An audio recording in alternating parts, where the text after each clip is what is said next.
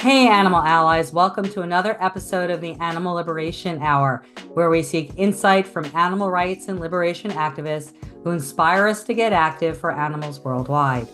Our guest on this episode is Todd Friedman, founder of Arthur's Acres Sanctuary.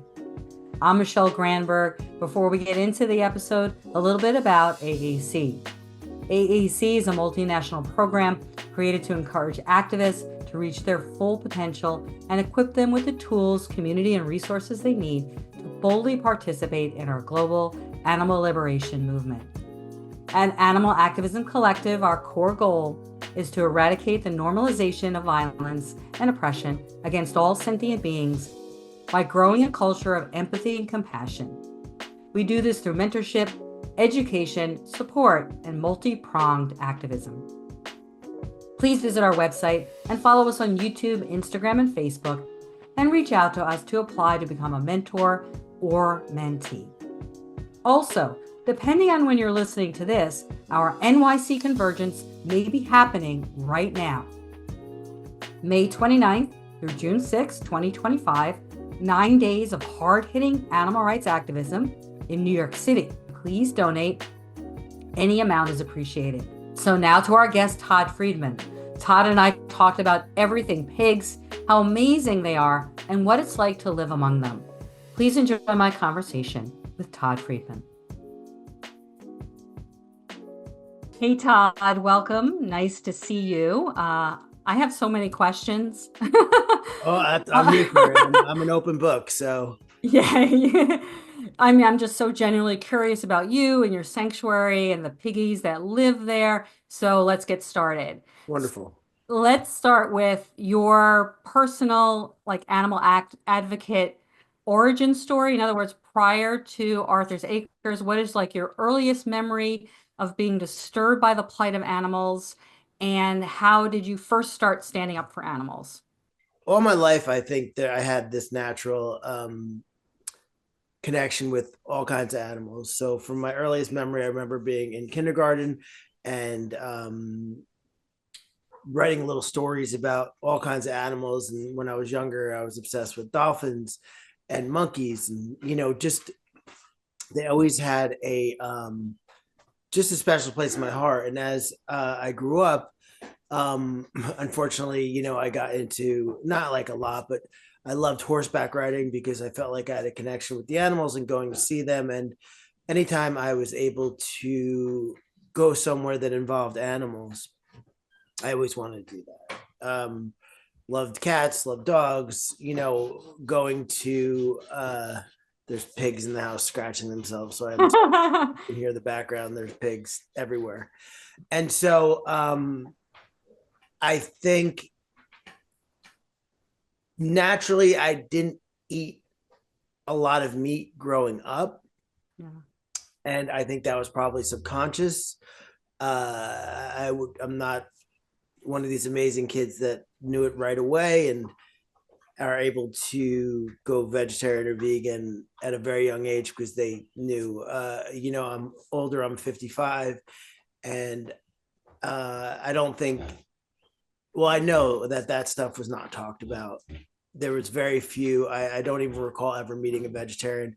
And I remember listening to Moby in interviews when he was touring in the 80s. He'd have to bring suitcases of food because it was so unavailable to him.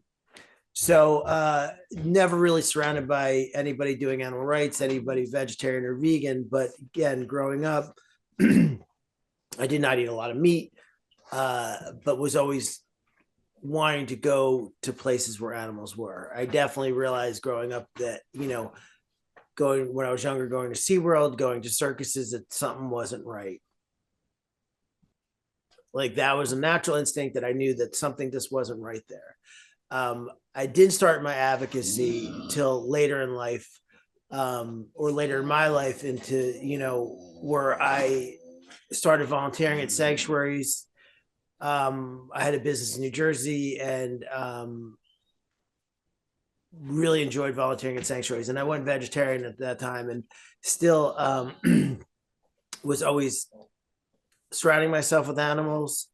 I lived in Colorado in my 20s, so we figured 30 years ago. I was walking dogs at the shelter and taking them hiking on my free time.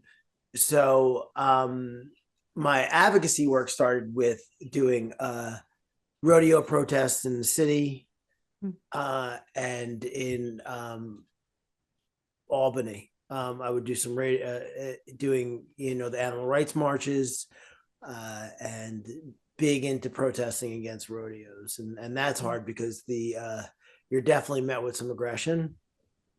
Yeah. The crowd that goes to rodeos don't like to see protesters and don't hold back when they see them. It's not, there was never big confrontations. There was never any physical confrontations, but it was definitely a lot of us getting mocked and ridiculed and berated, and we just took it. It was fine. So those are my first. And I remember, oh man, I was in the city in Brooklyn at is it the Prudential? I was like below zero. I couldn't feel my feet, and just protesting the circus at that point, and just feeling like, even though it was there wasn't a lot of us, but people asking questions and showing people, I always tell people, you can't fault someone for what they don't know, but when they know, then you can.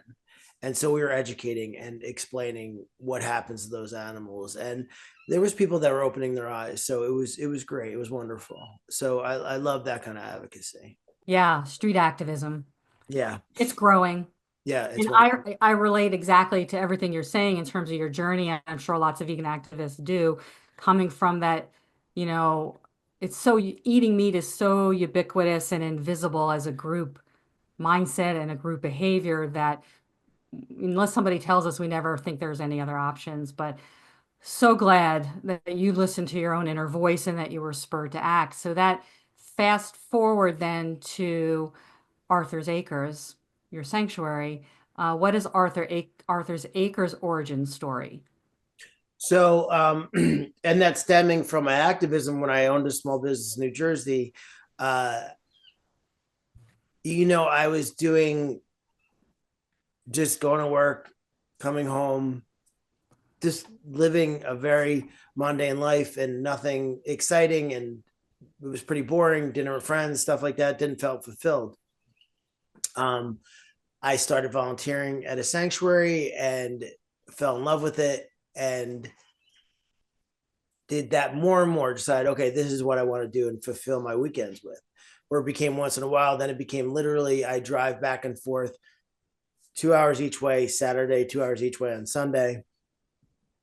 So I was working 5 days a week, and then I was volunteering physical labor on the weekends, running a volunteer program uh, for the sanctuary, and feeling like, oh, this is what I was meant to do. And I was like, okay, I'm going to sell everything. I'm going to move to upstate New York and just figure out how to be around animals and how to do advocacy. And in that time, I was closing on my house. I was closing on the business that I was selling. And the sanctuary that I was volunteering at offered me a job. And I said, sure. And again, I was just moving up here just to figure it out, just to figure out life. I bought a house that had 2 rentals on there, so I could use that as my business and fund whatever I was doing that way. And so after working at a sanctuary for 2 years, I realized that I wanted to focus on pigs. I fell in love with pigs through a traumatizing experience in my life. My dog was suffering from brain cancer, and at the time, they rescued a mother and baby piglets, and that was really my form of healing and dealing with my dog dying. I struggled with my dog Buster, being sick, and that was it helped me get through that. with these animals that needed me, needed my, care. And that started my absolute obsession with pigs. And so through the time working there, I felt like I wanted to focus more on pigs. They're very abused, they're very dismissed through, it's bacon, don't you miss bacon? It's just the disconnect from the minute on the lips for breakfast to the suffering that goes in to their lives is tragic. And I think the disconnect is so real. So I felt like I wanted to amplify their voices, because I don't believe in they don't have a voice. I don't believe in them being voiceless. I think that is ridiculous. Because if you've ever been around them, they clearly have a voice. And so I think that's an antiquated expression that should be stopped immediately. And that's my personal opinion. Everybody has other explanations why we use the voiceless terminology. But spending so much time with pigs and raising them from close to birth. I mean, we have one that I'm caring for in my room right now that's 2 weeks old right now, but we got her at 5 days old, and she was taken from the mother who rejected her at a day and a half. So unless you've raised a piglet in your room, they clearly have a voice, and they clearly have individual voices. Yeah. And so I wanted to amplify that voice. I don't say I want to give them a voice, because that is demeaning them. They have a voice, we're just not listening. And so I'm trying to help people listen, to show them as individuals, to show them having individual personalities, and the will to live, and the will to have a family unit, and the will to be with each other and happy and grazing and doing things that you would do with your dog. They swim in the summer, they snuggle in the winter, they crave toys, they want enrichment, they want interaction, they want love, just like your dog. And so I decided to focus on pigs because of my passion for them. And then when I was looking at properties, I came across this property that was a nightmare. And when I walked into the property, I knew the real estate agent told me my house that I recently was in. And he said, there's no one there. They don't live there anymore. Go onto the property and I'll meet you there. I said, no problem. So I walked into the gate and I walked down the hill, and a rooster ran past me. I'm like, that's odd. Then I saw a peacock on the deck, and I was like, what's going on here? So I was about to enter the barn, and the real estate agent said, I said, what's going on here? There's animals here. He goes, yeah, some might have been left behind. I'm like, what are you talking about? He's like, I don't know. He left. Supposedly the neighbor's taking care of animals. I'm like, what? And then I said, I got to go. And I left him, and I went and I walked through the barn, and I heard a noise, and I opened the door, and there was a pig. There was that pig, Arthur. And so he was about 4 months old, and he was in a barn, a stall, the hallway of a barn, where his water was black, filled with maggots and gross, and his food was gross. And pigs will eat anything, but not that. It was so terrible. So no one was there for days. It was August. It was hot as heck. And no access, they can't sweat, so they need access to water and clean water, whether it's to bathe in or to drink, they need that. And so I said to the real estate agent, I said, I'm taking him. He's like, what do you mean? I'm like, I'm not leaving this property without him. I said, you need to call the owner and need to have him surrender, because taking an animal is a federal offense. Stealing, yeah. Mm-hmm. And a big time. Yeah. And they will prosecute. Yeah. So I said, you need to get in touch with the owner, and you need to get him to surrender him to me, because I am not leaving this property without him. And he's like, are you serious? I said, yeah, I'm serious. So at the time I was like, okay, what am I going to do with this pig? I said, I had a friend come and bring me a crate. I took him to my house. I called Cornell, brought him right to Cornell, because he just seemed off. He was fine. He had energy. but there'd be a reason why he wasn't even eating the dirty food, And so he was riddled with parasites, went to Cornell, got neutered. It was wonderful. I called a friend of mine at Skylands Animal Sanctuary. I said, could you babysit a pig? And then he's like, sure. So I brought him to Skylands, and he and I was like, the last thing I want to do was take over this property. It was a mess. It was a slaughterhouse. I found out during my tour that all the tools were here for slaughter. There was a slaughter room. Arthur was sleeping next to the slaughter room where all his family died. Every one of his family died. And so I was debating on what to do, and I knew that I wanted to open up something, and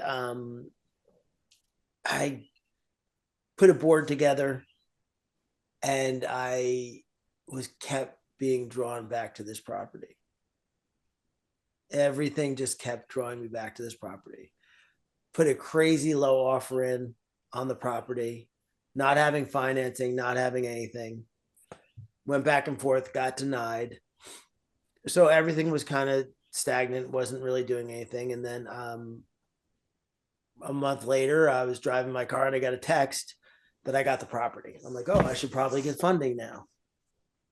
So through some willing and dealing, we had someone that would co-sign on the property, my uncle, which was wonderful. And the rooster that was on the property was named after my uncle Charlie. Yeah. So we named Charlie, and we have a pig named Charles. And so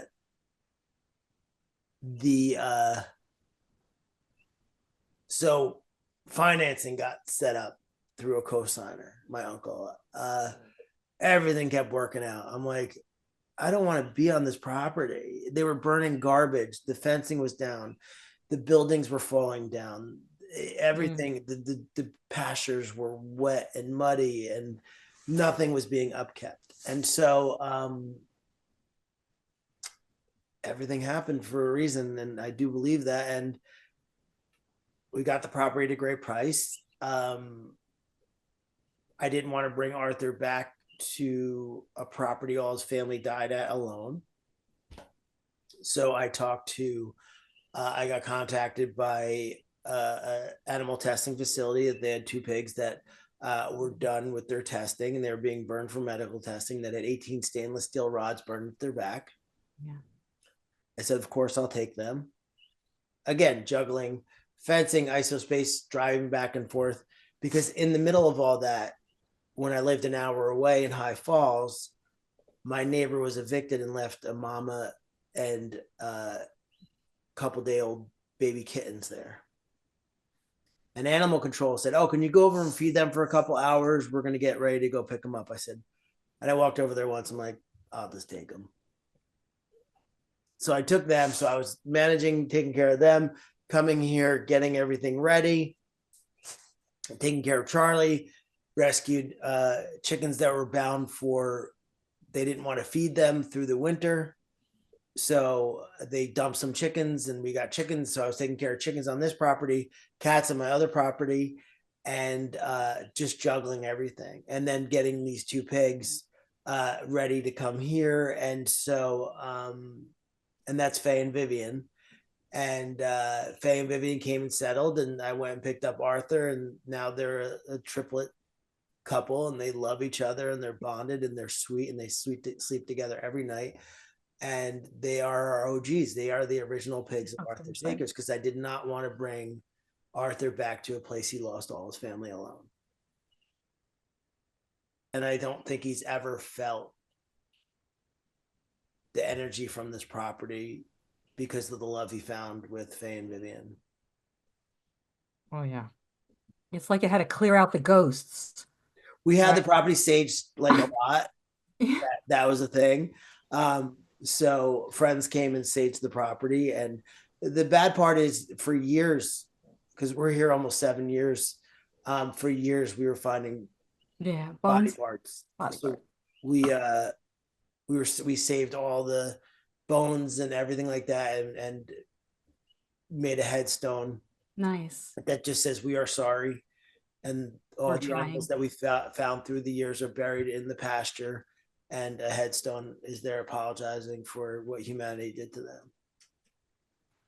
Wow, wow, wow, Todd. Yeah, yeah. And I was going to say to you, what I was thinking when you were speaking is, I don't know if you believe in fate and destiny, but what a classic tale of that evidence for the truth that there is some divine design, some orchestration for you, for Arthur, for, the animals found you, like you came together in this perfect way that it can't not be. It's like when we're open to something, we send out a signal, it's like, and that signal is answered by those whose needs it will meet. I love that. The other part I love about what you said was how you sort of channeled your grief.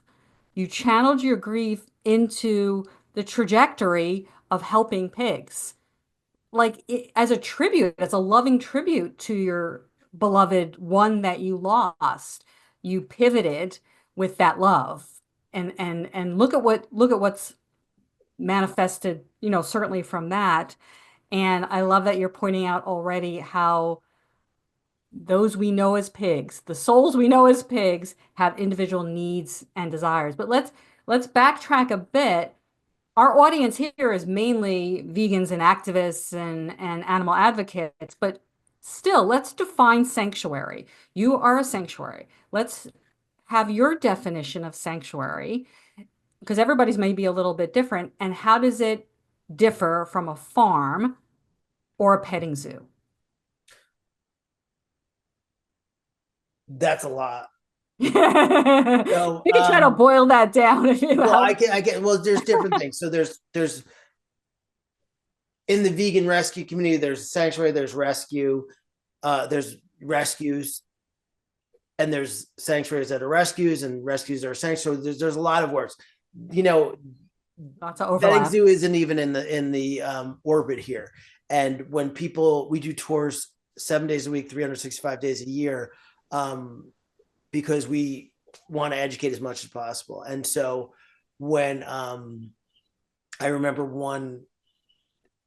uh, one group came, and it was two people and some kids, and I tell the story. So if you're coming here, it's not a softball. The origin stories of the animals, the fate of the animals, how the animals were going to die, um, would be told. How they would suffer, how your food suffers. So this is not a petting zoo, and I'm clear about that. And I'm clear about I will contour the tour to an age group, but the facts are going to be the facts.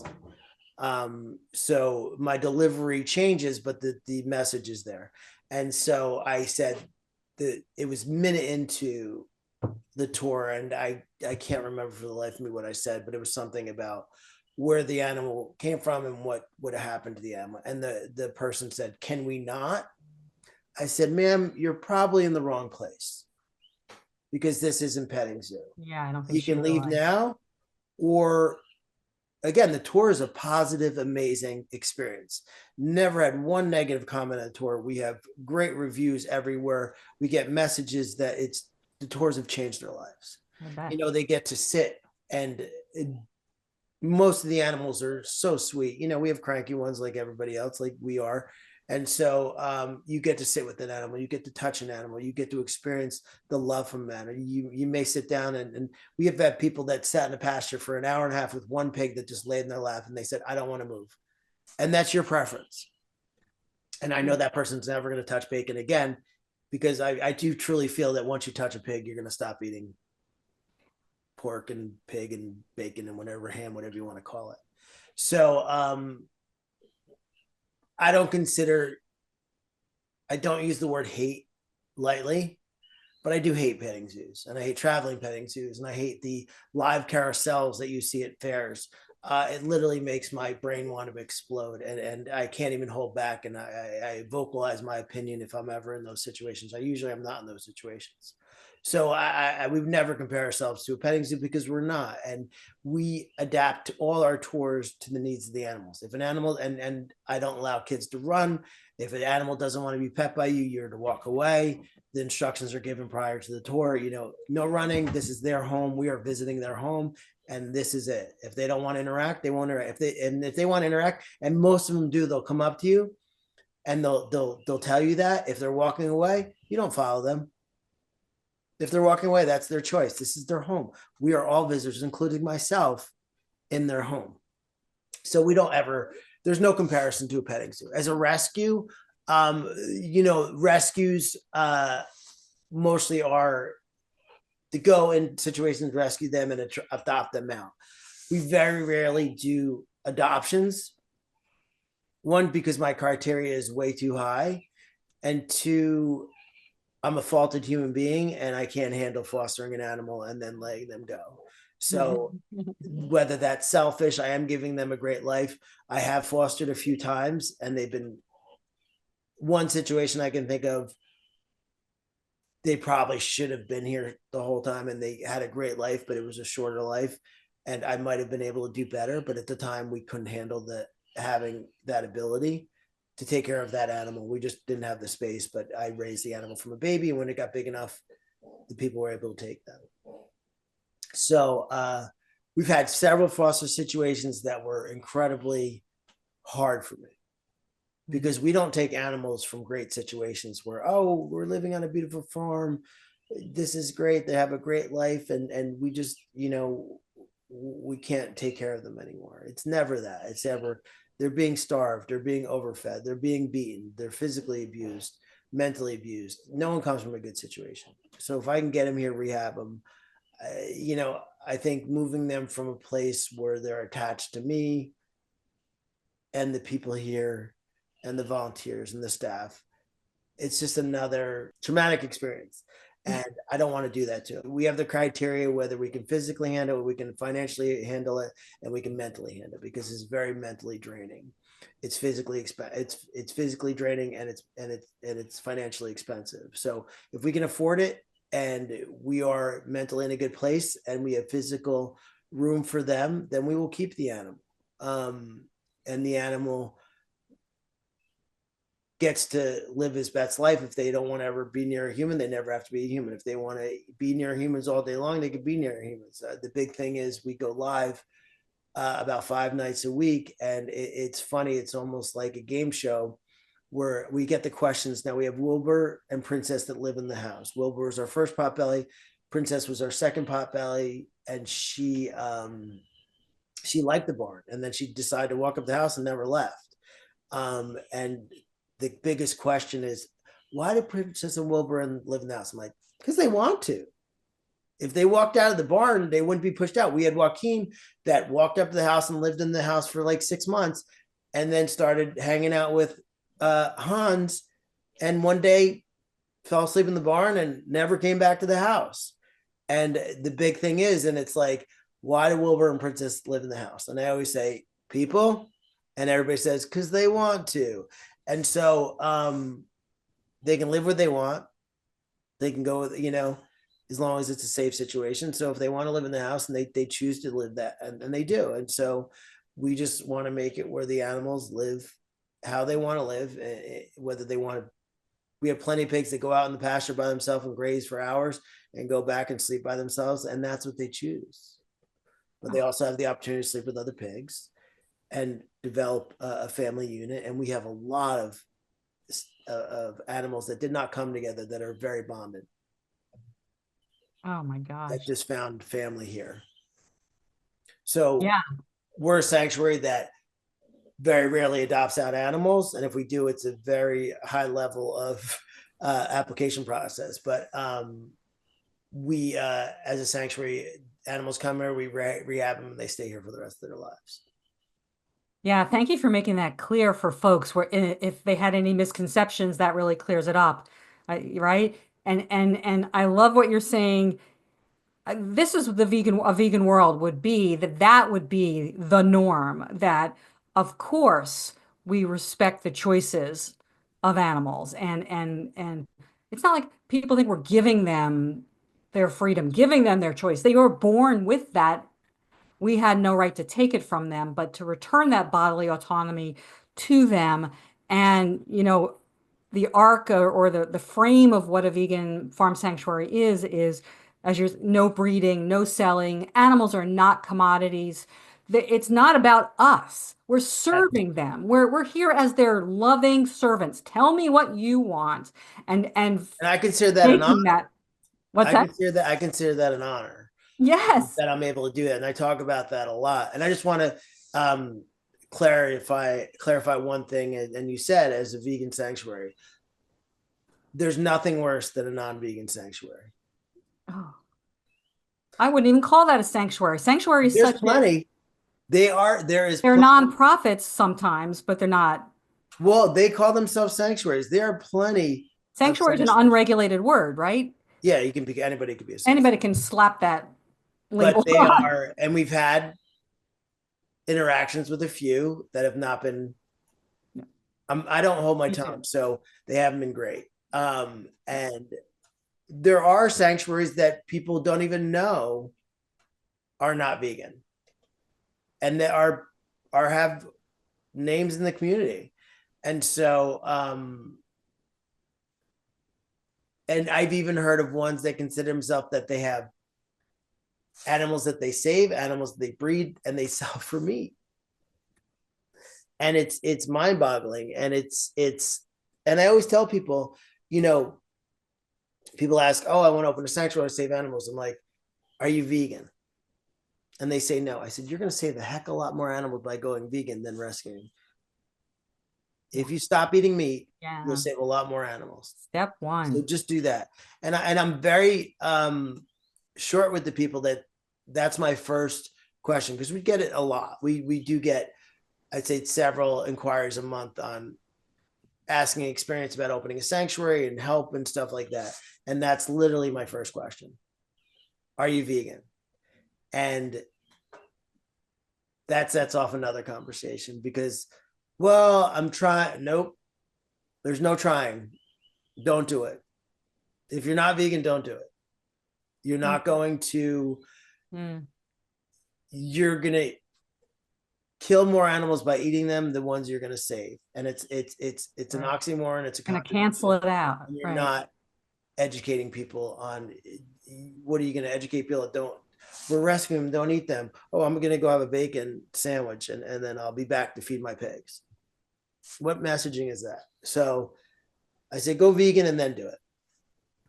I love that you have so many opportunities to do outreach, right? When people reach out to you about that, and that's a great window of education for you. And I hope that there are success stories that people go and do turn vegan on that, because, veganism is step one. It's not enough, of course. And sanctuaries are technically safe havens for those who've endured the victimization. It's to bring the victims in, the victims of factory farming and other forms of exploitation and abuse. So I know your mission at Arthur's Acres is to rescue, rehabilitate, and educate. So I know you talked a little bit already, like about rescuing and surrender.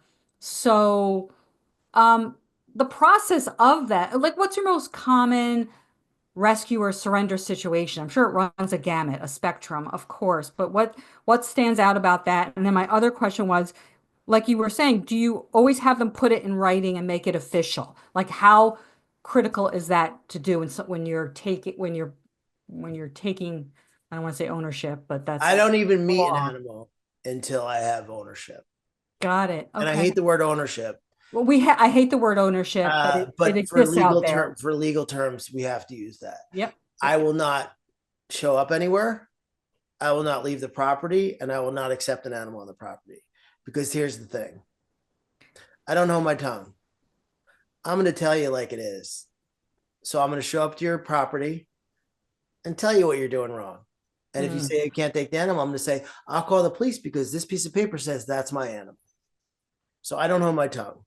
When someone brings an animal to the property, I'm going to tell them what they did wrong. And if they say we're not leaving, I'm like, sorry, you have to. It's my animal. And so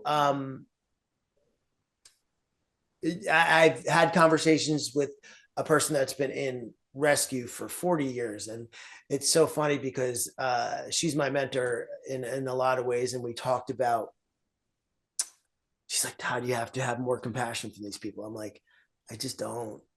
I don't. I have compassion for the animals who have suffered. And we've worked together for years and years and years. And we had a conversation a couple years ago, and she goes, Todd, there's room for both of us here because I'm learning from you with not having compassion, and I'm getting it because it's just so frustrating. And, to see what I've seen in so many situations, to have any compassion for these people that have abused these animals, to hold an animal in your arms who's passing away, who left this earth from food abuse, from being overfed, and they were overfed so much they couldn't walk and their body gave up on them. And I held this pig Louis as he left this earth. And to have a pig Steven, who passed away last year, who was rescued. He was obese. He was locked in a shed with his mate Penelope and another pig. The other pig died. They were feeding fed dog food, and they were so obese, and he had a heart attack. And so Steve and Penelope came here after being locked in a shed for 5 years, never seen the light of day. They were here for a few years and living a great life, lost weight. Penelope is still here. Stephen died last year, and Stephen would sleep between two futons in an upright position, and we never questioned it because he was living a great life. And he started having trouble breathing, and when we took him to Cornell upon X-rays, he was being physically abused as well. So his whole rib cage was all old fractures. His lungs were like sponges, and it was from past abuse. And so I'm supposed to have compassion for these people. He lived a great life here. Yeah. But to watch that pig suffer, and he didn't really suffer because he was given medical treatment right away when he started being in distress. He was on oxygen. He had 24-hour care at Cornell. They actually had a desk in his stall that they never left him alone. So he lived a great life until the end and never suffered. But am I supposed to have compassion for those people? I mean, how? Where was their when compassion? I drove to Maryland to pick up Maya and Miles, who were 7 months old and should have been about 30 to 40 pounds, and they were 9 and 11 pounds. So I drove to Maryland. I was just told that they were 7 months old. I didn't get much, that we needed to get them out of a state because of a bad situation. And I went to pick them up, had a huge crate to put them in, and because they should have been, like I said, 30 to 40 pounds each. I opened up the car and I was like, what the hell is that? And they were emaciated. And come to find out that it was a domestic violence situation. The woman would leave for work, and the man would abuse the pigs and kill the pigs when she was gone. And Maya, who was my little sweetheart, he was sticking his fingers down her throat to choke her. So she has scar tissue all along her esophagus. And so she had to be fed small meals every day. And so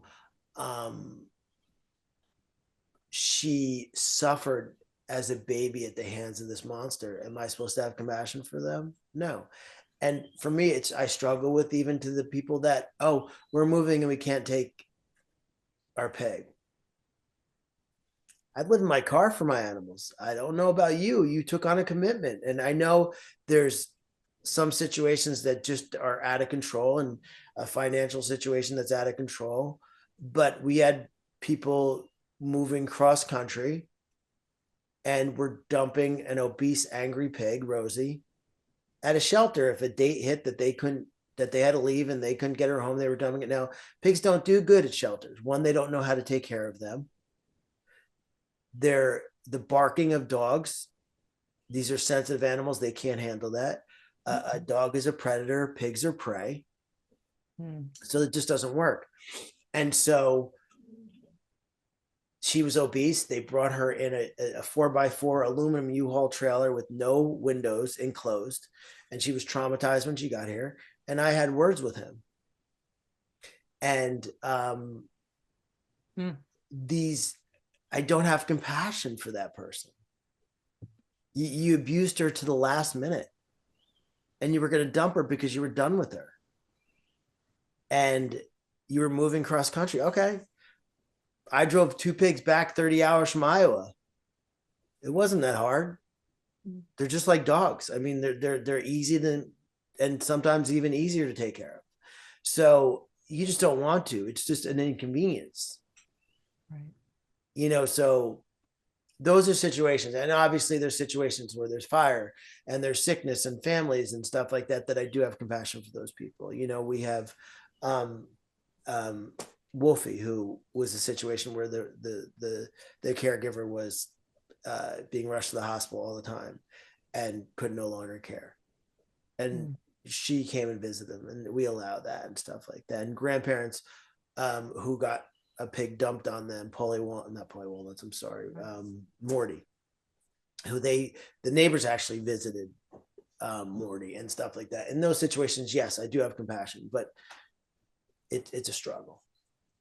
Yeah, Todd, I can't even begin to, but I'm getting a feeling for, and I already assumed of what you've seen. I sometimes go to the slaughterhouse trucks with other activists, and all we can do is bear witness, and we can't save them, and it sucks, and but we want to tell their stories, and every animal, every rescued, every animal sanctuary certainly has a story. And in terms of your mission being, rescue first, then rehab, every animal that comes to you, every pig that comes to you has physical scars and emotional scars. And it's often the emotional scars that get overlooked. So first you have to do the urgent stuff with the medical treatment and, the physical rehab to the best of their ability.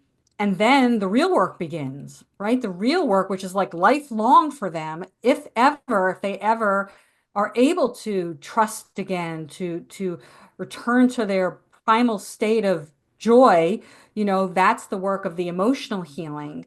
And it's emotional for you. I'm sure it has an emotional toll, the up and down. You wouldn't never not do it, of course. This is what we do. Heck with us.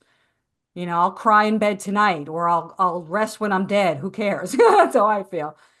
But we have a lot of those stories with several of our pigs where just it takes years sometimes for them to just let their guard down. And Princess, who's here, who's I Yeah. could be Princess. 17 years old, who it took 3 years to touch her, to just touch her. Now she lives in the house. She loves scratches. She's still standoffish a little bit, but she allows you. Like I remember last night, it's just the best thing. And I'm like sitting there on my knees. My knees are killing me, but she's letting me scratch her, and I just take advantage of the situation. You just bite the bullet. You're like, oh, the knees will heal. But you get in those situations. It took 3 to 4 years to give her a belly rub. And so it's very. I don't have patience in my life except for the animals, and so we had Rosie, who was in the situation where the people were moving cross country. She was very angry, and I was working with her daily, and we were getting somewhere. And then my parents live in Florida, and I hadn't seen them in a long time, so I was able to go there for 3 days. And when I came back, we she reverted to who she was, and she was really mad at me that she felt abandoned again. And that was soul crushing. That was soul crushing. It took me a long time, but we're back.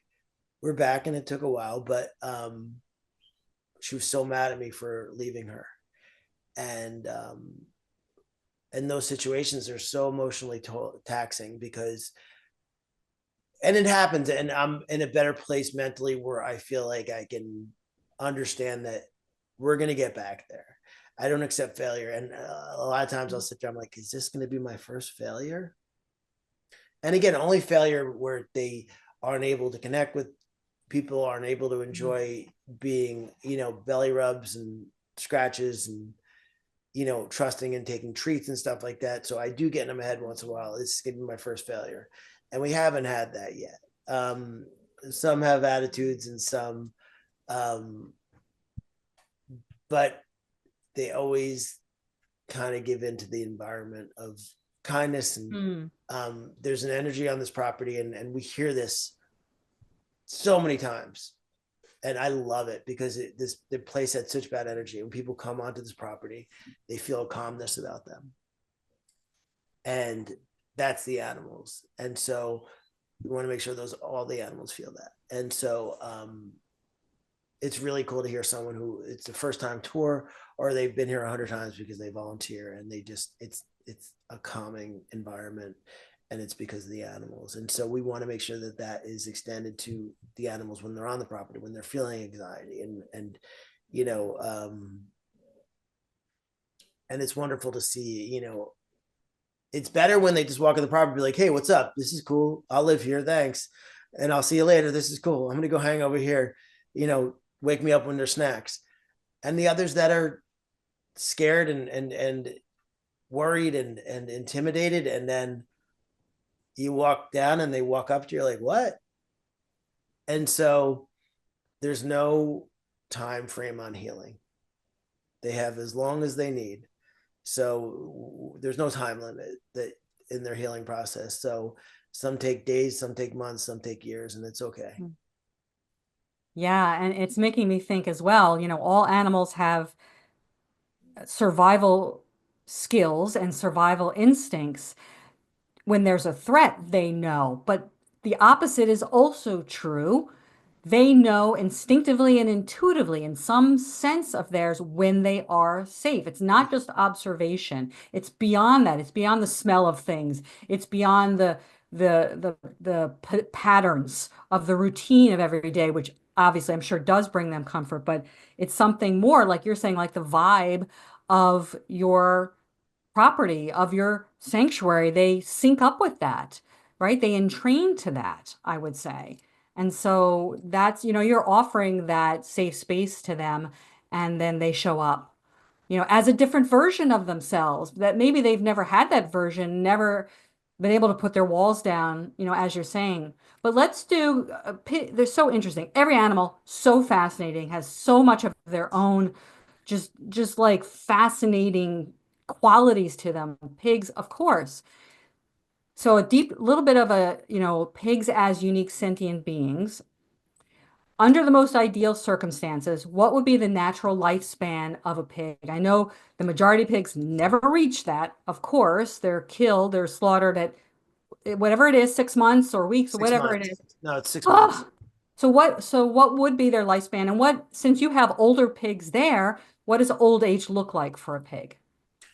So we have two perfect examples. We have Princess, who's right here, who's uh, going on 17, who, if you walked into this house yesterday when she spent an hour with a tarp and a shopping bag, just shaking around and jumping in the air, you'd be blown away. Now, a potbelly or a smaller pig like a Kuni Kun can do 20 years. There's less pressure on the joints, just like larger dogs. It's the bigger they are, the shorter the lifespan. So we have our farm pigs, who we just said goodbye to Carl, King Carl, who was an amazing pig that we rescued at 10 years old, who was locked. He was a breeder pig, and he was locked in a stall for 10 years and used for breeding. And we rescued him. Mm. And he lived 6 beautiful years here. And his old age was, he slowed down. He was still the alpha, and he was in charge of all the pigs. And just like you or I or family members, we slow down. The joints start getting sore.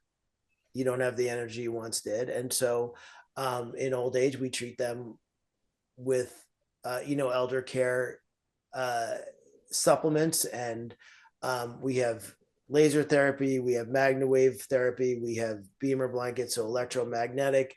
Mm. Our elder animals get acupuncture every 2 weeks. Um, they get a supplement ball and whatever medication they need. We have a local vet that is on site every 2 weeks, and we have incredibly close relation with Cornell. So we are, we're able to give them everything they need in their older years to make sure that they thrive. And knowing that, okay, a pig this size is going to have joint issues, so you got to get your glucosamine in there. You got to get sometimes joint injections where they have steroids that get injected into the joints, and so to relieve them of the arthritis. So it's just with Carl, it was so beautiful to watch because he was fine till he wasn't. He's started the limping and less energy, and then um, one day he couldn't walk, and that's not how he wanted to live. And so we have a criteria that we go through that when an animal, we know an animal is ready. And 16 for 1,000 pound pig is really, you are talking it for life expectancy. Mm. We were hoping and going into winter, it would have been a rough winter for him because when animals are arthritic and they are not getting the exercise, as it gets worse on them. So if they're not moving and they're not keeping their joints active, the arthritis gets worse. So we did everything. He was on his max dosage of all his medication, his pain medications, and his anti-inflammatories. And so we said goodbye. And where it sounds like a tragedy, and maybe this is oversharing, but when we had to say goodbye, he fell asleep, and so quickly. He was so tired. And and that's it's a testament to us being in tune with when they're ready Yeah. to say goodbye. Yes. And people, another question I get asked about um, when an animal is in that situation is, how do you know? Mhm. And and I say, because they're going to tell you. They tell you. They will tell you. And our philosophy is we will never make them suffer. And so we have a criterion, the caregivers are very in tune to eating, drinking, peeing, pooping, mobile, as I would not want to live, we don't want to have them. Are they soiling on themselves or not? Are they not able to get up and go to the bathroom? Are they not able to get up and eat? Now, if those are temporary situations, that's not a reason to say goodbye. Mm. But, if we're 16 years old and there's no chance we're ever going to walk again, these animals are very dignified animals. These are smart animals. They're the fourth smartest animal, and they're one of the cleanest animals. And it would be considered suffering to lay in their own filth. Not that we don't Mm. clean them up, and when they start going, and we do keep them very clean. And obviously, you don't want any urine scalding or something like that, so they're kept very clean. Mm. But those are when we see that know that there's no chance for them to walk again, and they're suffering. These are dignified animals, and especially 927-pound alpha male who was in charge of the herd. That's not how he wants to live. Mm. Yeah, I think it's one of those times that we could put ourselves in their place again. 100%. What would I want? What would you want? And it's difficult. It's the vow you've taken, the promise you've made to them to, make that necessary decision. And we could think of it the opposite way of it being tragic is that it's your final gift to that beloved being, is that to help them die in that way. And it's the nature of end of life care, hospice care, because I don't want to go through it alone. I want my loved ones there with And me. we do that. They're surrounded by everybody. And our big philosophy is a minute too early is better than a minute too late. Mm, And we don't believe in got animal, it. you know, it's on that cusp of tragic suffering. And I've seen it, not here, but I've seen animals suffer because of bad decisions and waiting too long. Yeah. And do you like that their last moments on earth are going to be spent in excruciating pain is not okay. Yeah. Not okay. I think that's probably when people are focusing more on how they feel about it, right? And their own guilt or their own attachment, which are normal feelings, but you don't want to act upon that. That's the time when you really want to put yourself where they are and say, what would they want? What are they telling me? What are they expressing bodily and voice-wise, in that moment? And we have a friend of the sanctuary is a palliative care doctor. And so she's a big influence on our experiences. And it's so funny how they're so similar to humans. And so we recently lost Katniss, who was my everything. We went through so much together, Hmm. and she came back from the worst so many times, and we knew it was kind of slowly getting to be where she wasn't going to bounce back. And we celebrated her life on live on social media and with our community, and gave her everything she wasn't supposed to have, pizza, ice cream, slushies. So every day I'd treat her, and then we had the vet on standby, and we set a date and say, okay, this is when we're going to say goodbye. And I always say it's never written in stone. If she has an upswing, we're not going to say goodbye if she's walking and doing great. And so Yeah. I canceled the appointment, and then she asked to go out. She was in our medical area, and she was able to go out whenever she wanted to go out with the other pigs. And so she went out with the other pigs. She walked around. I was sending videos to Cornell, and I'm like, look at this, man. And she was in a mud pile, and she was rolling around. And then I was like, oh my God, this is amazing. This is beautiful. And people are like, why do you put a date? And I'm like, the date is not set in stone. If just because we have a date with the vet, it means that person, the vet, has the date set aside. If we need her there, that she's going to be here. And our vet is amazing, and we love her, and she caters to the needs of our animals. If in any case they're ever suffering, she makes it a point to be here. And so it was beautiful. She was in the pasture. I stayed with her the whole time. She made her little wallow that day, and I still know that hole's there. And and she went back in, and then the next morning she woke up and she couldn't walk. Yeah. She couldn't, and she was on the max dose of steroids, and so there was nothing to give her to feel better. Right. And she looked at me and she told me it was time. I said, okay. And the vet came, her loved ones surrounded her, and we said goodbye. And she told me, and she did not suffer for 1 second. She walked out, her legs were shaking, and she collapsed. And I said, okay, it's time. And those are the hardest days, but those are the most beautiful moments, because those are the gifts that we can give them, is to end their suffering. And she did not suffer for 1 freaking second. She was eating pineapple to the minute she said goodbye. And that's the worst, is when they're sharp and they're there, but their body said goodbye.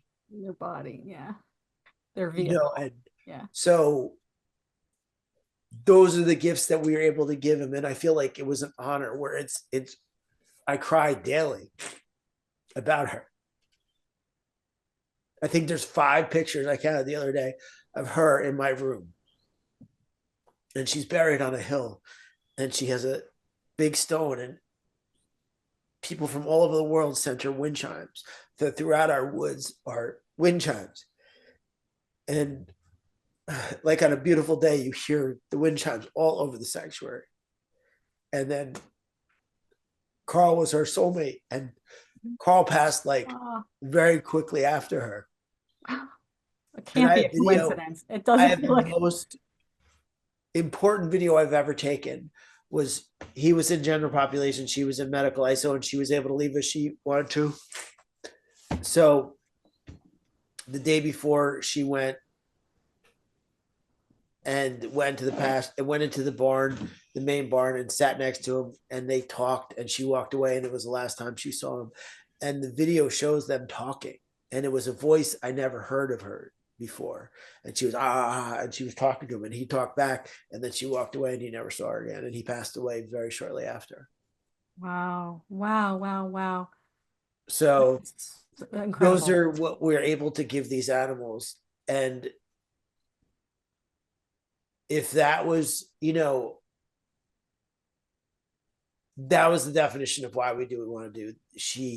They came separately, they found each other, they fell in love, and then they left very quickly together. And now they're buried on a hilltop together, facing each other. I'm sure you love to envision that Carl was there to greet her, on the other side, if that's something that's true. And it really reminds me that just like us, animals have this almost secret spiritual sort of life all their own that we're not necessarily privy to. That's happening in spite of us, not because of us. No, And 100%. it's such the ultimate respect that we give to them is honoring their choices and being able to be in tune. You're so in tune with because you take the time to be with all of them. And thank you for, letting yourself feel the grief. You feel the grief. I feel your grief. And I think that vulnerability lets people in.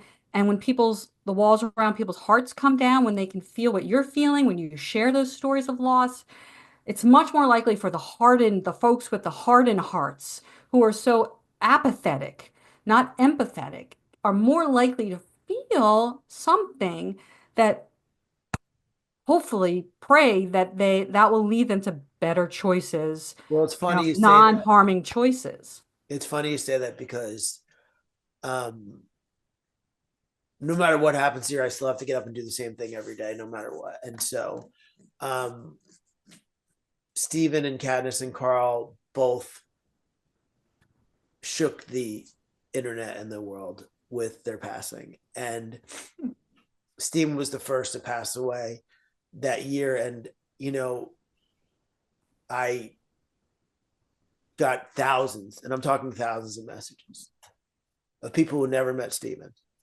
And I went on my little soapbox, and I said, if you woke up this morning and found out a pig that you never met passed away and you shed a tear, he changed you. And this is an animal you never met. And you're sitting there shedding a tear because he left us.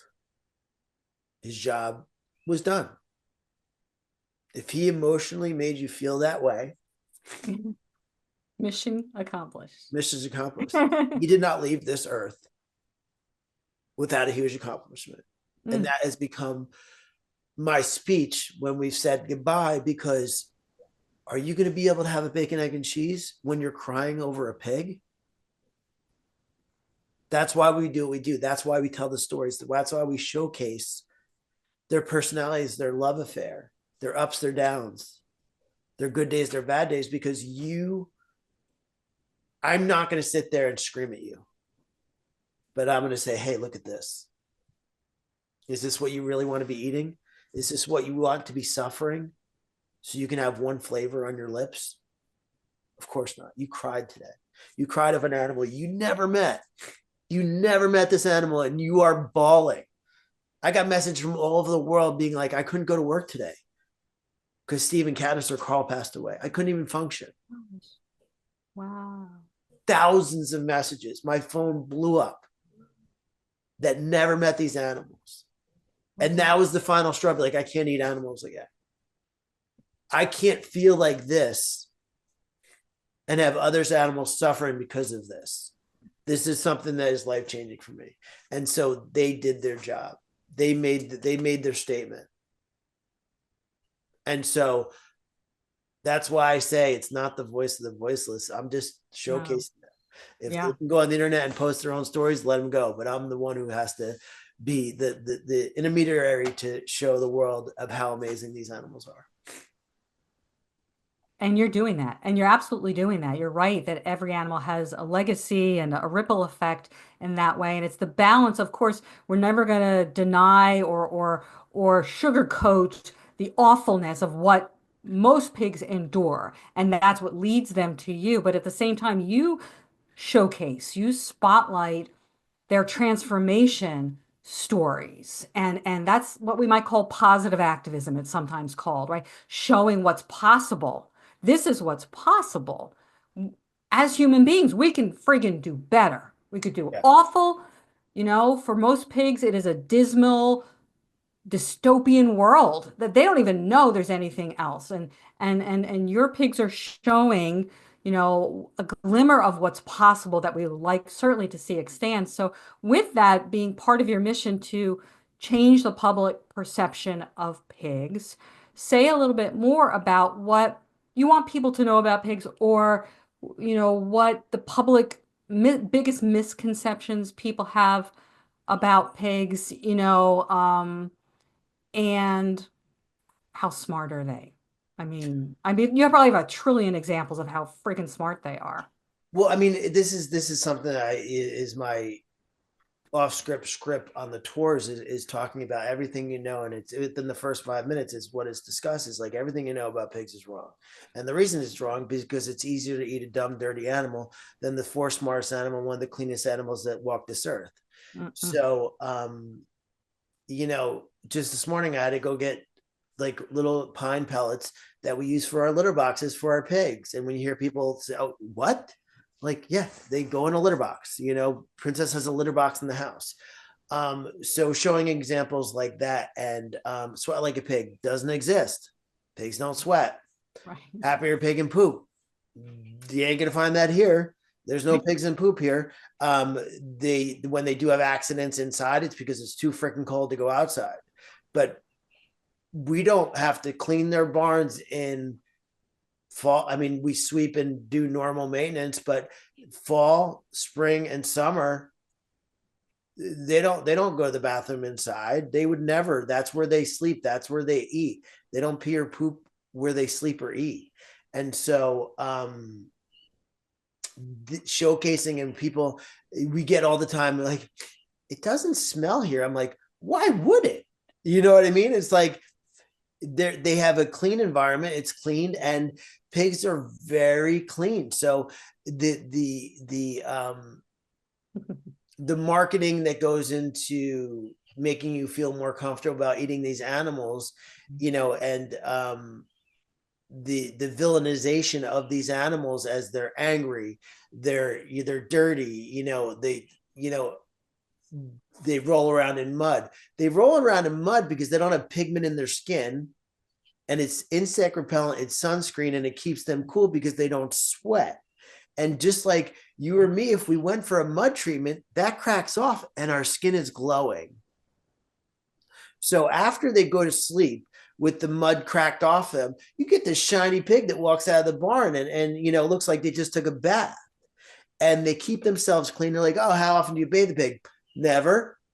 We don't have to. They keep themselves in clean. If someone has a skin issue, yes, of course we do, mange treatments and stuff like that. And but the people are so surprised it's so clean here. It doesn't smell. It's like because of what you've been taught is not true.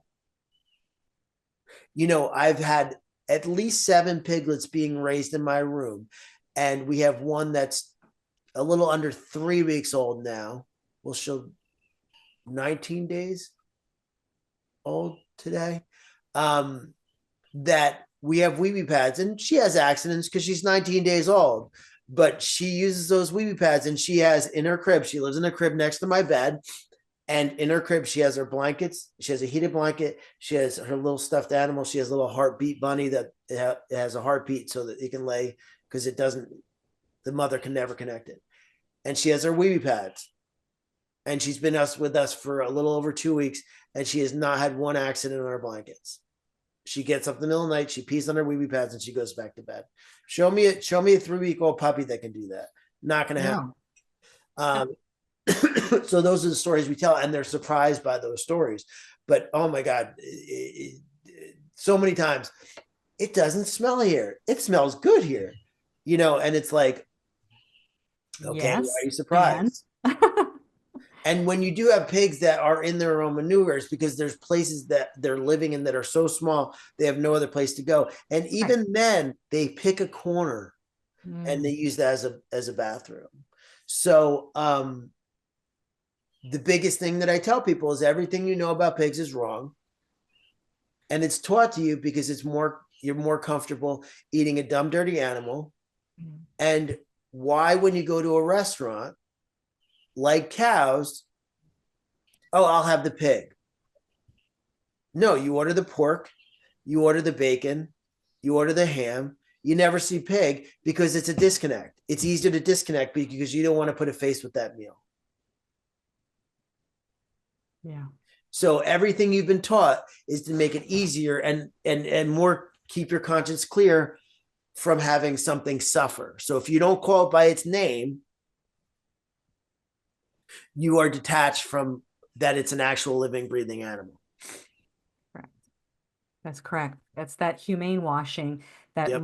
marketers, With the cows on the happy trucks, the smiling on the trucks smiling, going down the road. I see them They all the don't time. exist like that. Smiling pigs, even on restaurants, on barbecue restaurants, they have a Oh, I'm picture of happy a to pig. die. No, you're not. Oh, Like they went willingly, and like we should be it is it's such brainwashing, like you say, and the euphemisms, to make ourselves feel better. Pork and bacon, they're just euphemisms for dead want a animals, pig. cadaver. So step up and say, oh, I want a pig. I want a pig to suffer. And there's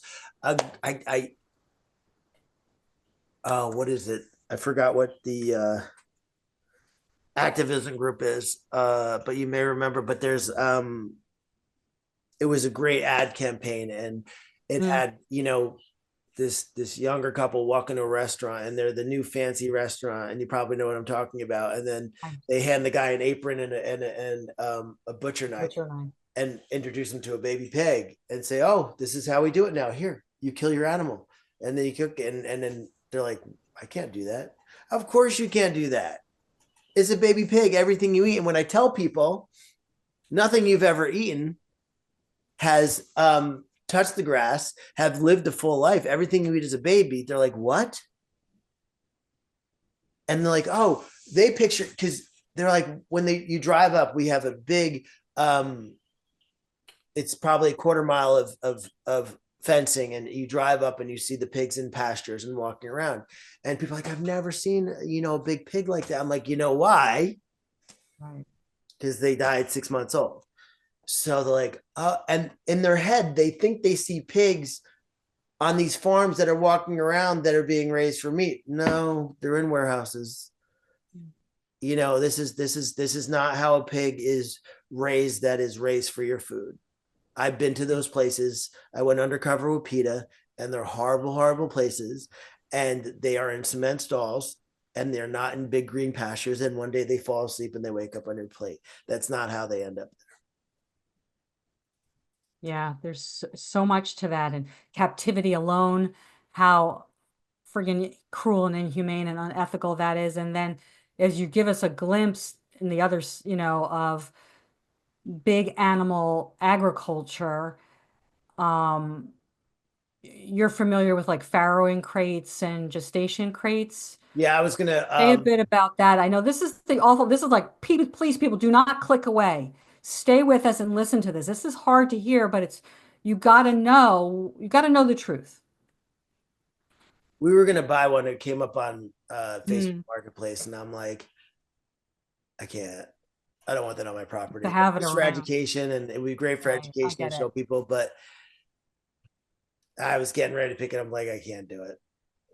I couldn't do it. I've been to places. I went to Iowa that breeds 150,000 pigs a year for slaughter, and I've seen what it is, and it was horrible. I've been to Smithfield in North Carolina that kills Mm. 32,000 pigs a day. I've been to these places, and I don't need to anymore. I'm done with that. And so, um, to try to educate people on what really happens, and it works. It does. My form of activism is soft activism. Um, and we've gotten so many positive responses on people stopping eating meat because of, they'll say a specific animal. I think Princess is probably our biggest catalyst of people saying that they stopped eating meat. And I don't stand on ceremony. I don't care why you stopped eating meat. I don't care. People are like, you're just doing it because it's a diet. I'm like, okay, Yeah. I don't care. I don't care why you stop eating meat, As long as you stop. as long as Stop, you stop. stop contributing to it. Saves And we do lives. celebrate the small gains. So if you do a meatless Monday and you go 2 days a week, and we have a compassionate cooking show that we teach people how to make anything that they would have eaten otherwise in a compassionate way. And so we make everything. We do stir fries. We do.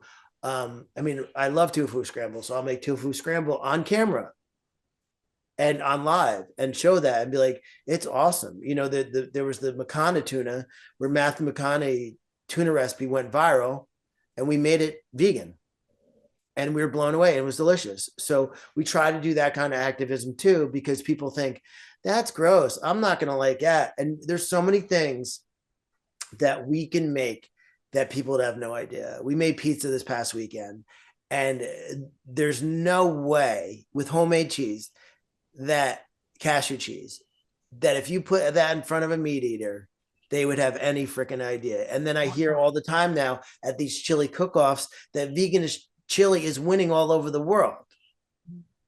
All the time, I hear all the time. They're just, oh, we had a vegan chili cook-off, and the vegan one, it's like cool. It's true, and it's so cool, and we love that. So we try to showcase. We have on our website a compassionate cooking blog, and we have all these recipes, and we answer. I was answering questions last night about cheese from someone just messaged me through Facebook, and I love that. I'm always happy to answer that, and the cheeses are better than ever, because that was, I think, I'd say at more than 50% of people was their holdup was cheese. It's probably more than that. But the brands are out there. There's independent brands. There's the big brands. There's every one in between, and one is better than the next. There's some that are awful, not gonna lie, but there's some that are so delicious that literally I would put up against any meat eater and ask if they knew, and they wouldn't know. Yeah. Yeah, no excuses. Absolutely. And so you're also making inroads with your cooking demos, and I want to encourage folks to go to your website. We'll make sure to post that in the show notes and follow you on Instagram so they can keep up on that. But I want to just reiterate, real men eat tofu. I just wanted to say that. And then I I love freaking tofu. I have tofu almost every day. so it can taste like anything. I mean, it's the seasoning. It's all in the seasoning. I will just cut it on strips and eat it. Like I love tofu. That's my husband does that. He just eats it plain, in the bowl, just like that. And I wanted to shout out while you're talking about cheese, Rebel cheese, delicious, We were right? They talking were, about Rebel last night. oh, so the best. Just go to their website. Like they were on Shark Tank and they, got a huge, funding from that. We So have a little store up here that carries good. Rebel. Ah, It's delicious. it's really good stuff. I also want people out there to Google farrowing crates and gestation crates if you've never seen. Hard to imagine, but please, And they spend up to 3 years in those. yes, without being let out. I know they Yep. can't move. This is where they are impregnated over and over and give birth, and they cannot see their babies. They can't do what comes naturally, and they're in these back-to-back, tiny where it's basically the same size Of them. as them, and until they're spent. Yep. Basically until they're spent. We can imagine how barbaric, how Yep. absolutely barbaric. So we talked about that a little bit, and then you mentioned a little bit about lab testing, but I think, wait, let me ask you this. What about when people come to you and they say, but small family farms? I only buy from, or I am in favor of, or I have a small family farm or backyard breeders and homesteading. How do you answer that? Well, one, this property was a backyard breeder, a backyard slaughterhouse, a backyard butcher, sorry. And two, those, first of all, they only live for 6 months, and then they end up at the same slaughterhouses. And so they it, show me an animal that wants a bulk under the head, a knife to their throat. And because a lot of those people, the excuse is, well, they only have one bad day. Well, isn't that enough? Well, that one bad day is a bulk onto the head or a knife Talk to about the the throat. ultimate betrayal, Yeah. even And if they're so, treated well. you Ultimate. know, there are places that, and I've recently gotten into a few fights on social media with people. I'm not a perfect person. So with people that homesteading and raising them, and there was one where they were kunikuns, and there was day that they were going to process the female and blah blah, and oh, I'm so sorry to see her go, I love her, blah, blah. And I had to say, I'm like, you can't love an animal eater too, it's just a fact. Well, that's because you say that, but that doesn't mean it's true. I'm like, no, it's a fact. You can't love an animal and kill it. It's not a thing. It's sorry, That's you're not a love. sociopath. And so I do get in arguments fairly often about that stuff. And the cognitive dissonance is alarming because they they truly believe they love that animal, and the animal, they're honoring that animal by feeding their family with that animal.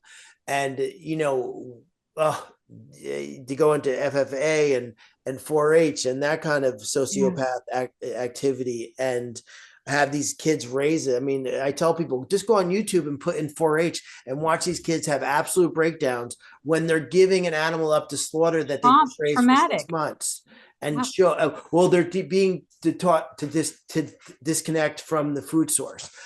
They're still kids and they're still suffering and they're going to be traumatized for the rest of their life.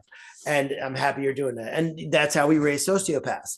And so, you know, why the 6 months that those pigs might be living, and they don't talk about that if the pig gets sick, that it's a, the cure is a bullet to the head, that they're not going to spend $50 or $100 for a vet to come out to see a pig have that has a high fever or is suffering or has a broken leg or does this. It's a shotgun is the cure. So not only is it the 6 months they live that it's a great 6 month for that animal, but again, they have that one bad day, or if they get sick, or if there's something wrong, or all these circumstances that come up that require care is not going to happen. Are they worried if it's too cold out? No, because they're going to be food tomorrow. So are they worried they cold? Are they worried they're warm? Are they worried they didn't eat enough? Which isn't usually the case because they're going to overfeed them so they get fat. But do they worry they're not getting a nutritious meal where the food that they're giving is going to be toxic or upset their stomach? No, they don't care. As long as the butcher gives them the per pound price, they're happy. yeah. And there is a movie out there. I don't agree with a lot of the movie, but I do agree with this was a person who was trying to raise happy meat, and they brought him to the same slaughterhouse that the big pigs did, and it was traumatic for everybody. So why those pigs have a happier 6 months than the ones that are raised in the factory farms. Bad is bad. You can't polish a turd, and they are trying to. Yeah, there's no right way to do the wrong thing. Exactly. Stop fooling yourself. Step one, stop kidding yourself. Yeah, That's the cognitive dissonance, right? The gap between what you know is right and your actions. exactly. Let's get rid of that gap and reminding folks that, yeah, they go to the same place and that pigs, I think it's maybe more so in the UK, are put in gas chambers. People don't know that. I don't know how much of that is in the US, but Yeah, that's Joey did the, Armstrong. did the undercover, and that was, yeah. I don't watch any of that stuff. I don't need to. Horrible, horrible. Never. I wouldn't. We don't No, use. but yeah, I see that. I mean, the U.S. is more of the bolt guns and the knife to the neck. A Using a lot of knife. it's bolt guns, and electric. Yeah, They electrocute them as well. yipers. So with that being so that side of it, and let's talk about relationships a bit because what I have observed is your relationship with the pigs is so natural and funny and so fun to watch. And you kiss them and you hug them and you scratch them and you talk to them and they do the same back to you and it's friggin' adorable and I love the way your voice changes. It's like your pig voice. It just comes out. It's not on purpose. It's your voice that just comes through and how do pigs show affection? Amplify that point that they do show affection. This is affection. We're not making this up. And do they show affection to other pigs? Like what is their dynamic with other pigs and with other species of animals as well as with you? What's that the mutuality of affection being shared? I mean, my relationship with them, I just really can't explain. Like I always tell people that, they're like, what is it? Why pigs? I'm like, I have no freaking idea. They just make my heart sing and my soul happy. So I look at them and I feel there's something different. And just, I love them so much. And I love kissing their snouts and I love making them happy and scratching them and just seeing them happy makes me happy. And so, when I watch them and I watch the relationship with other pigs. And they're just like any other society. There are ones that don't get along, and there's ones that love each other, and ones that are pains in the butts, and ones that act like jerks, and just like any society. And it's a society here. So there's ones that are bonded and they have their little groups, and then there are ones that aren't, and there's ones that are loners, and there are ones that are social that just want to be involved in everything. And it's just like a little society here. The funny thing is, just a cute story, is like Joaquin, who lived in the house for a while. Princess and Wilbur were just not interested in him living in the house, but he insisted. And then for a couple weeks, I saw him hanging out with. He'd go out in the morning and spend the day on the farm and come back to bed in the house. And we have a Cooney Coon Hans, who was our first Cooney, and they would go out and they'd be hanging out, and I'd see them laying together and talking together. And they spend more time outside, and I'll come in during lunch and blah, blah, blah. And like I said, like I told her earlier, like one day he just didn't come in the house tonight and he was sleeping with Hans. And so these are conversations, these are relationships. This is, and and this is, I don't I know if love this Hans was wooing him to the barn and say, it's really cool out there. We party all night. I mean, the lights go out in the house and we know it's time to, we're gonna eat hay, and we're gonna play games and have some fun, and short sheet some of the pigs, and do funny stuff. And so it was just such a perfect, you got to look for these little things. And it was such a cool thing because I need the stories to tell people, and I'm not going to make anything up. So I need the stories to tell people to understand about their relationships and how smart they are and how they are bonded. I mean, we have potbellies, we have Cooney Coons, we have farm pigs, we have so many different breeds that you don't even know because they're backyard breeds and stuff like that.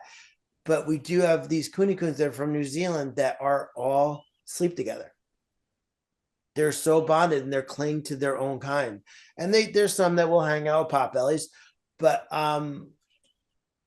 we have sister and sister. All of our testing pigs came in twos, and they're usually bonded. They are bonded to each other. And Faye and Vivian came together and they're bonded to each other. We have Maya and Miles, who came starving, who you'll never see within 15 feet of each other. They sleep together every night. Billy and Moby are brother and sister and are never apart. And so you see these amazing relationships, and the ones that you think, oh, I bet you they're gonna, and they don't. And then these the most oddest couples in the world.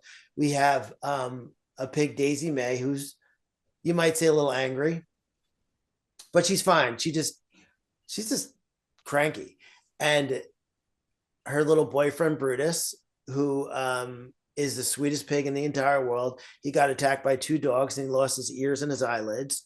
And they sleep together every night, and they're so opposite, where he's the sweetest pig. She wants she'll let you pet her and stuff like that, but she walks around hungry and grumpy. And it's really funny because just the oddest couple, and he just looks at her with these adoring eyes, and he loves her. And it's so funny, and it's so funny to see who, when a new pig comes in, and who are they going to match up with, what gang are they going to hang out with, what are they going to like to do. And I always say, like, I can tell a pig by how you would describe what they're doing during the day and their personality, because they do. There's pigs that love to be in the pond, there's pigs that don't like to get wet, there's pigs that like, grazing, there's pigs that just like to lay out in the sun and lay out in certain places. So many different personalities. So you think, oh, they're just pigs, everybody likes they'll eat whatever you give them. No. That's pigs that are starving. We have pigs that will. Princess is the funniest thing in the world, because you give her a carrot or celery, she initially takes it and then she spits it out right in front of you. It's the cutest thing in the world. It's like, I'm not eating this. So, like, going back to, so many things are wrong with what people say about pigs, only because they're just not true, because people want to create a narrative that's not true of negativity, and that they're just want to eat everything and they're going to destroy your lawn. Our farm pigs will root, and it takes me a couple of weeks to fix the pasture, but Our potbellies don't touch the pasture. They have enough space and enough grass. They don't need to root. And so, um, oh, they're Mm. destroying this. I'm like, they need more room, man. You got to give them more room. And so, um, they'll be labeled as destructive and this and that. And so they have so many negative labels that just are not true that can be explained away with an educated conversation. Yeah.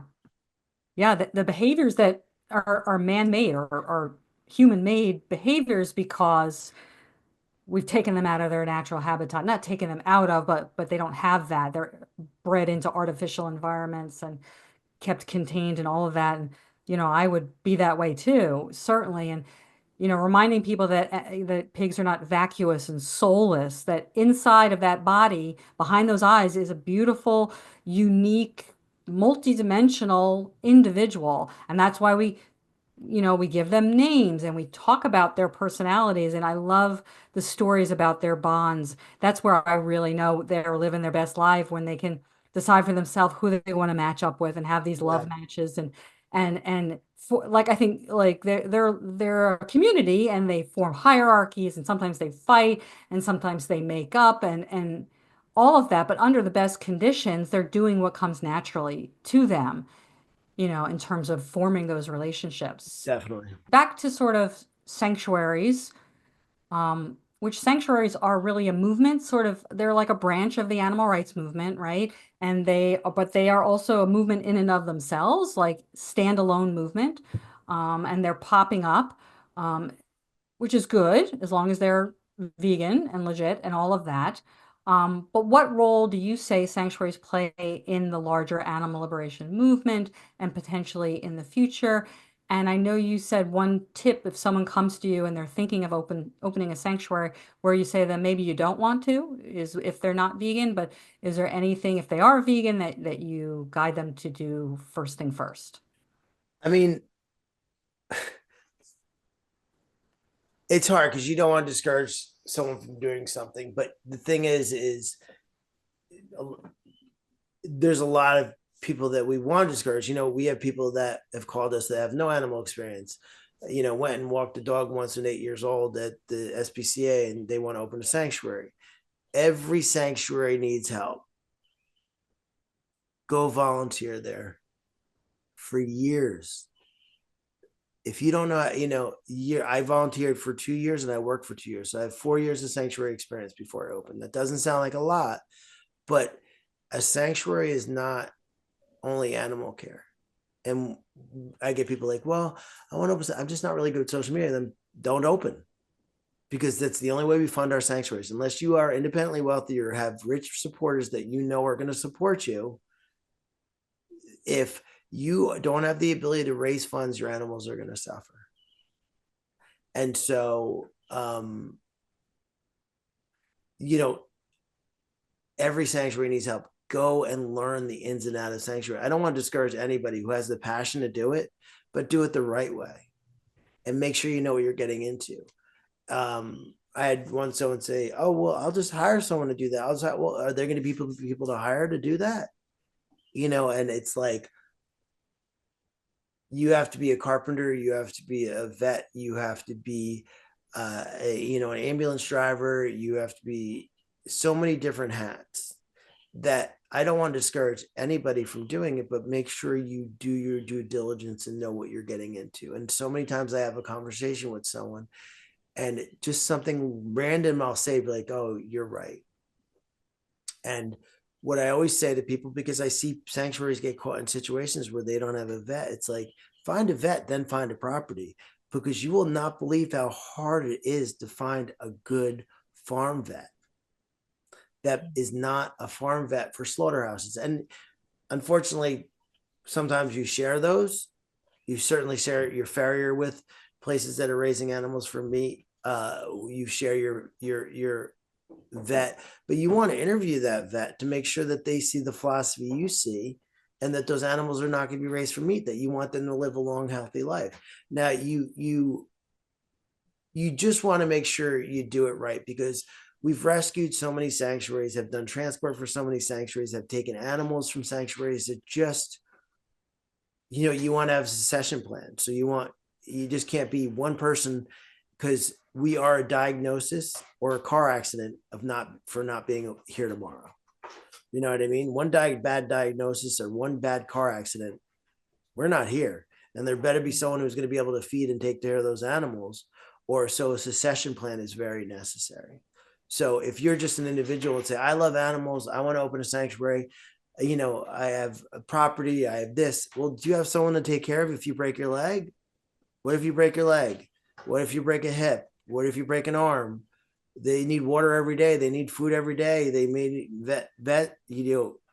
be driven to the vet. Are you going to be capable of doing it? And if you're not, do you have someone to do it? And I think that's the biggest gap that I see in there, is that individuals opening up.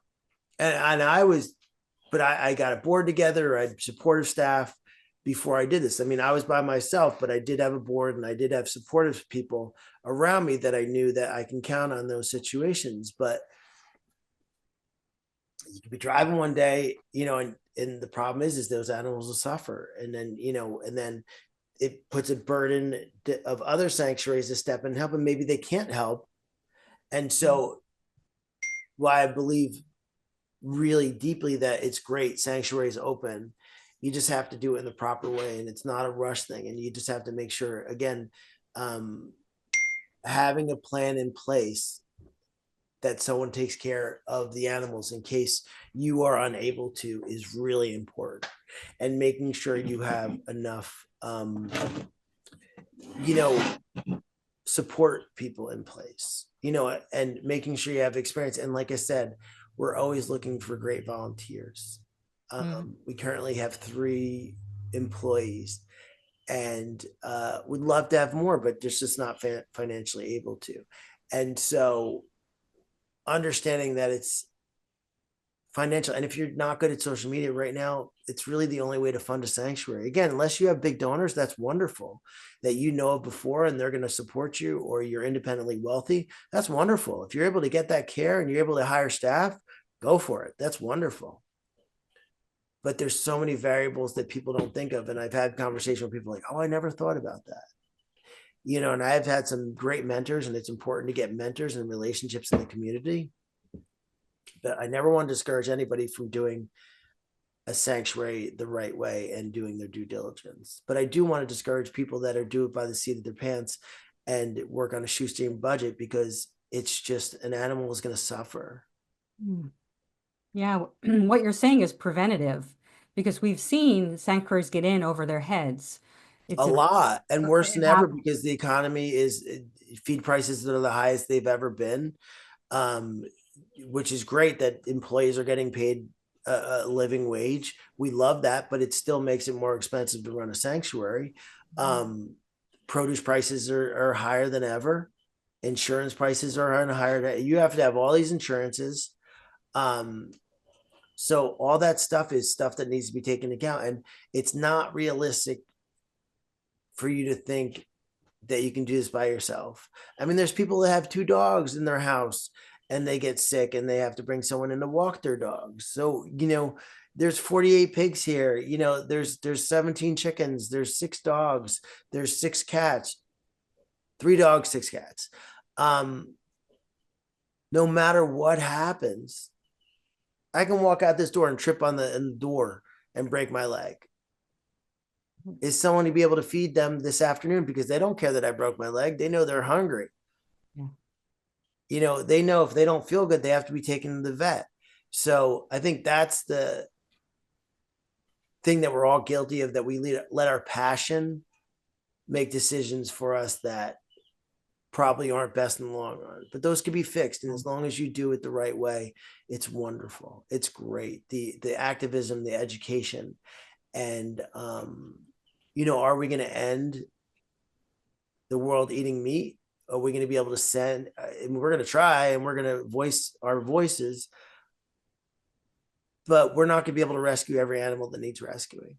No. And when I tell people, the biggest thing I tell people is, you better learn to say no, because if you don't say no, you're going to be overwhelmed, and we're going to be rescuing you. Yeah. There's so many places that are so overwhelmed, that have so many more animals than they should. And it's because they don't know how to say no. I've heard that. I've talked to many sanctuary operators as well, and they really share the same thing in terms of what the hardest part is saying no, but you have to say no. You have to know when to say no, and you have to say no because we can't rescue. Mike Stura always says at Skyland that we can't rescue our way out of this problem. It's systemic, but there aren't enough sanctuaries, and we want to grow this movement, of course, but just reiterating what you said, that it does take a village to run a sanctuary, and you almost have to start start with the end in mind, sort of having that secession plan or that exit strategy or that what if plan A, plan B, plan C, plan D, and what about a natural disaster or a climate or a weather emergency and all of these kinds of things. I think you had some of those experiences, if I remember correctly, This but week has been this has been our worst winter since we existed. We had a Russian animal to the vet, and you know, having to like heat up locks on the trailer because everything's frozen because we got rain and then a deep freeze, and mm, so just you got to be prepared for it. And it's funny because he said Mike Stir, he's like, because I'm like, I don't know how to like do carpentry, and he goes, if you put a hole in the barn, you fix it. Just you have to try things, you have to get better at things, and you have to do things. And that's mm, why I say have good in community involvement, whether it's your local community or the sanctuary world, to give you advice. And you have to ask for advice and accept it, and say, okay, that's good advice. And advice may not be great, but you have to ask for help if you need help, because yeah. if we end up in a place, and we do go in waves where more of the calls, like I get a minimum of 5 calls a day to take in all sorts of animals. Yeah. Wow. Last night, I was like, late last night, they're like, will you take my dog? She's 3 years old and I just don't want to train her. I'm like, we don't. And we give her resources, but like, that's the calls we get every day. And pigs, chickens, goats, everything. We've rescued a bobcat before, hawks all the time that we take to animal wildlife rehabbers that we have, and this is the stuff that comes up. You're going to get these calls, and we want to help as much as we can. We've saved feral cats, we've done trap and release. We try to do that kind of stuff to anybody that needs us. We try to either help or find a resource for them to help, but know when to say no, know your limitations. And I always say to people, like, my animals that are in my care come first. They have to. I cannot take an animal that's going to hinder the care of the animals I already promised care to. Mm, That's just cut and dry. If I'm going to bring an animal that could possibly get my animal sick, that's disrespecting the animals that I have in my care right now. I can't risk that. And that happens where these animals are so sick. And if you don't have proper ISO space, you have the risk of getting other animals sick. Ren, who is at Cornell right now, had fevers and her fever broke, but they felt that her immune system was compromised. So she's in ISO. So she's in the ISO wing at Cornell, and that's to protect her from getting sick from the other animals. Now, if we brought an animal in that had something, and you walk through their feces and walked in their spot, you can get another animal sick. So you need proper ISO. So there's so many variables that you need to do to keep your animals safe, and you can't compromise the animals in your care. Wow, Todd. I feel like telling you you should write a book, like how to how to run a sanctuary or something. But I No, think it's I'm very not perfect by any. I make no, tons of no, you mistakes. learn Yeah, as you go. It's trial and error. No, it's not trial and error yeah. necessarily. It's asking questions of the people who do know and amassing a list of resources. If this comes up, I go here to this person or this person or this organization or this, whatever it is. And it's such a learning opportunity. I don't know nearly as much as you do. You know what you know. There's people who know more, there's people who know less. But I have never thought I'd know as much as I know about farm animals. Who I grew up, I was born in Brooklyn, too. I grew up in the suburbs, and yet it was the path of veganism that's led us to knowing so much more. And it's a delight to know more, and yet it's definitely a responsibility. So as we're gonna start to wrap up in a minute, just how can folks visit? I know you mentioned the tours. How can they donate? How can they volunteer or get involved? I mean, obviously, we have many different ways to participate. Donations are wonderful. Sponsoring an animal is incredible. Patreon, which is a monthly donation, is incredible. It's one of our favorite things between sponsorships and that. We love volunteers. We at this point only take regular volunteers that aren't on. We have our volunteer days that we try to do as much as possible, but we encourage regular volunteers. We don't allow one-off volunteer days. It volunteer people to come one-off and just come. It just we don't have the staff to supervise that. Um, so we encourage people to come to our volunteer days that we post about, and if they are local, to become regular volunteers. And it's wonderful. We love regular volunteers because we have a very high standard of cleanliness, and we love to keep the place clean, and the pigs love to get cuddles from people, so they get to, between sweeping and mucking, get to snuggle a pig. And Socialization. Yeah. so there's so many different ways to help, even as far as, there's so many levels of helping. Obviously donations are incredible, and that helps us. Money, we spend a lot of money on animal care, so it helps that. But we always tell people it's not always about the money.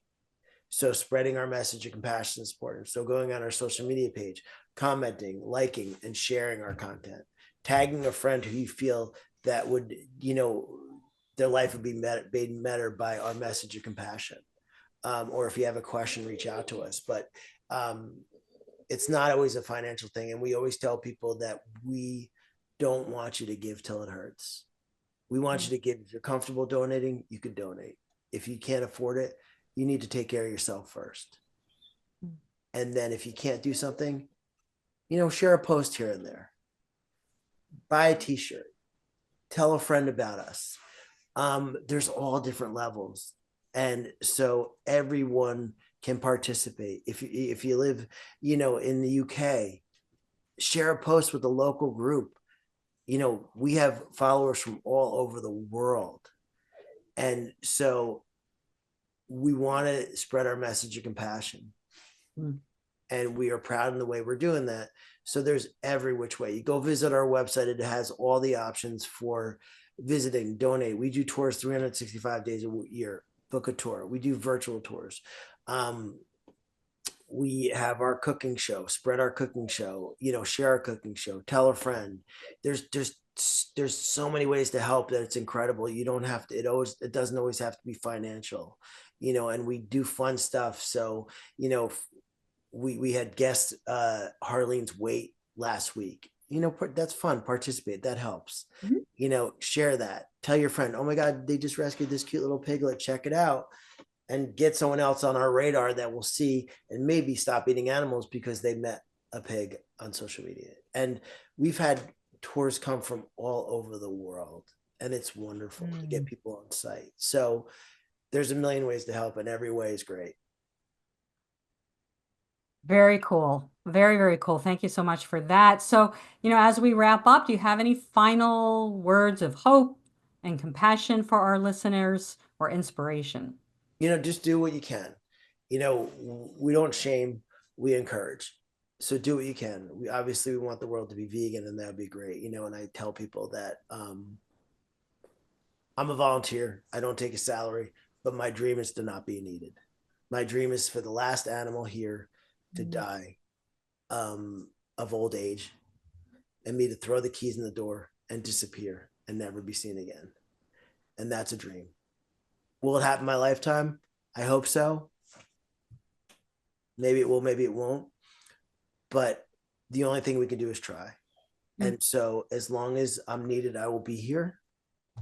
But the dream is to not be needed.